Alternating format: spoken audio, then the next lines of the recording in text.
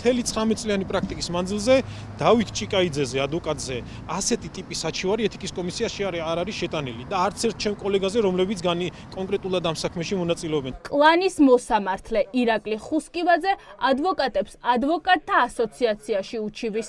ასეთი ამბავი იურისტებს არც კი ახსენდებათ. მოსამართლე, რომელიც სინდისის პატიმრების საქმის განხილვის გამო დიდ სკანდალში აღმოჩნდა, ახლა ადვოკატებს იქით ედავება, რომ 11 იანვარს სხდომათა დარბაზში მათ პატიმრები მიატოვეს. არადა კამერების ჩანაწერებში კარგად ჩანს, რომ დემარშის წინ პატიმრებიც და მათი ადვოკატებიც მოსამართლეს სხდომათა დარბაზის შეცვლას თხოვდნენ, რადგან იქ სუნთქვაც კი შეუძლებელი იყო.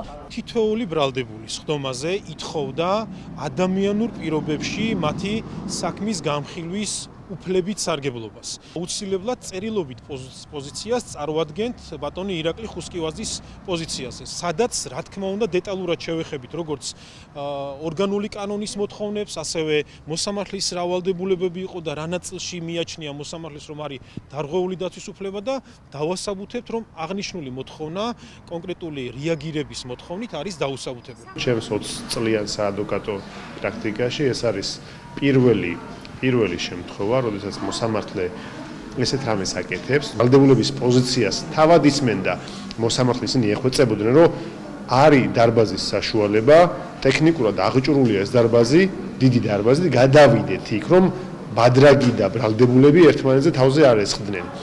ეს იყო თხოვნა. ადვოკატები 20 წლიანი გამოცდილებით შეშფოთებას ვერ მალავდნენ, როცა ხუსკივაძის საჩივრის შინაარსი წაიკითხეს. მოსამართლემ 11 იანვარს ბრალდებულების უფლებები დაარღვია, როცა სხდომა მათ გარეშე სახაზინო ადვოკატების ჩართულობით გააგრძელა. ახლა კი ხუსკივაძემ თავი დაიზღვია და ადვოკატებს იქამდე უჩივლა, სანამ იურისტები მის წინააღმდეგ საქმის წარმოებას დაიწყებდნენ.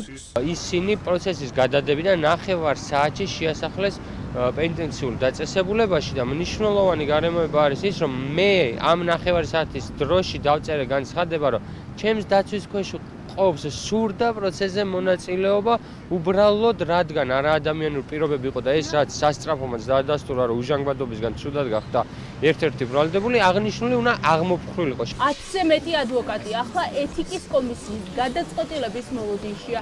სანქცია შეიძლება იყოს მათთვის საქმიანობის შეჩერებაც კი. არადა მოსამართლემ დანაშაული თავად ჩაიდინა და ეს სინდისის პატიმრის ზვიად ცეცხლაძის წერილითაც დასტურდება. ირკვევა, რომ დაკავებულებს ტყუილი უთხრეს, რომ მათი პროცესი აღარ გაგრძელდებოდა და ისე გადაიყვანეს ჩუმად ციხეში. სასამართლოდან პროტესტის ნიშნად გავედით. შეუძლებელი იყო იქ გაჩერება. დროებით საკანში გადაგვიყვანეს და ალბათ ასე 40 წუთში დაგვაბრუნეს ციხეში. გვითხრეს, რომ სასამართლო გადაიდო. ისიც კი არ უთქვამთ, რომ სახაზინო ადვოკატი დაგვინიშნეს. ჩემი მხრიდან თანხმობა არ ყოფილა. სახაზინო ადვოკატიც ორდერის გარეშე შეუშვეს. მოსამართლემ ფაქტობრივად მოაწყო საბოტაჟის საკუთარი სასამართლო პროცესის.